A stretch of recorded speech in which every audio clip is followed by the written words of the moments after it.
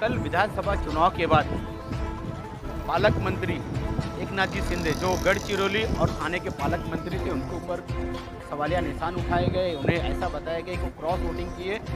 हम उनके बंगले के बाहर खड़े हैं, यहाँ पर पुलिस की काफ़ी बंदोबस्त है किया। लेकिन एकनाथ शिंदे अपने महाराष्ट्र के शिवसैनिकों से प्रेम कम करना नहीं छोड़ा। उन्होंने हर जगह, चाहे कोल्हापुर हो, बाढ़ हो, रायगढ़ हो, हर जगह हो, आधी रात को अगर कार्यकर्ता दुख में तो वहाँ पहुँच जाते हैं।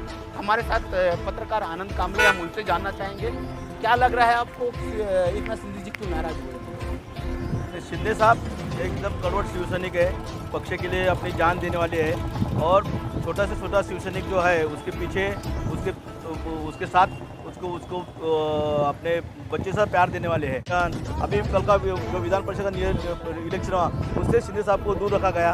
उनके साथ जो अपक्ष लोग को जो बनाने का काम शिंदे साहब करते थे वो भी उनसे कर दिया।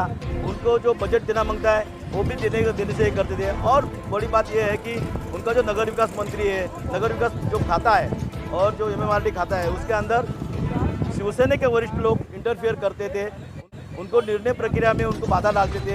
इस सब वजह से और उनके ऊपर जो अविश्वास दिखाने पक्ष ने चालू किया था, इस सब वजह से शिंदे साहब नाराज हुए हैं। आपको ऐसा भी कहा जाता है कि एकनाथ शिंदे कभी शिवसेना और मातोश्री से कभी गद्दारी नहीं कर सकते हैं, तो उनके ऊपर इस एलिगेशन का नाम कैसे आया कि वो गद्दारी कर सकते हैं या क्रॉस वोटिंग कर सकते हैं? नहीं, शिंदे साहब एकदम कड़वट शिवसेना के पक्ष के प्रति बहुत निष्ठा है। वो बाला साहब ठाकरे को मानने वाले हैं, पक्ष से उनका बहुत लगाव है।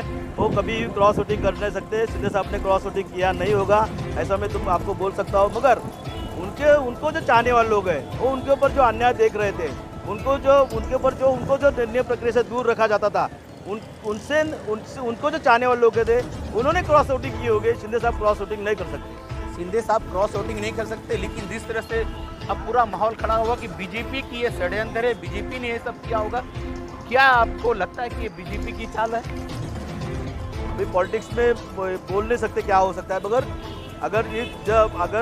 जब शिंदे साहब गुजरात में ही है और गुजरात में जिस होटल में वो रुके हुए उधर बहुत पुलिस बड़ा बंदोबस्त रखा हुआ है, इस हिसाब से ऐसा लग रहा है कि उनको कहीं ना कहीं उनको उकसाने वाले, उनको ये करने वाले बीजेपी हो सकती है। बीजेपी की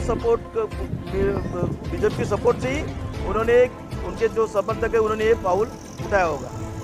कहीं ना कहीं बीजेपी के समर्थक से ये कदम उठाया गया हुआ, ऐसा ही यहाँ के वरिष्ठ पत्रकार आनंद कामले कहना है। लेकिन कहीं ना कहीं ये भी बात सामने आ रही कि जिस तरह से उनका ऊंचाइयाँ बढ़ रही थी, एकनाथ शिंदे की जिस तरह ऊंचाई बढ़ रही थी, अगर आने वाले चुनाव में, लोकसभा चुनाव हो या विधानसभा चुनाव हो, उस चुनाव में अगर एकनाथ शिंदे भाजपा के साथ आते थे, यह माना जा सकता है कि एकनाथ शिंदे महाराष्ट्र के मुख्यमंत्री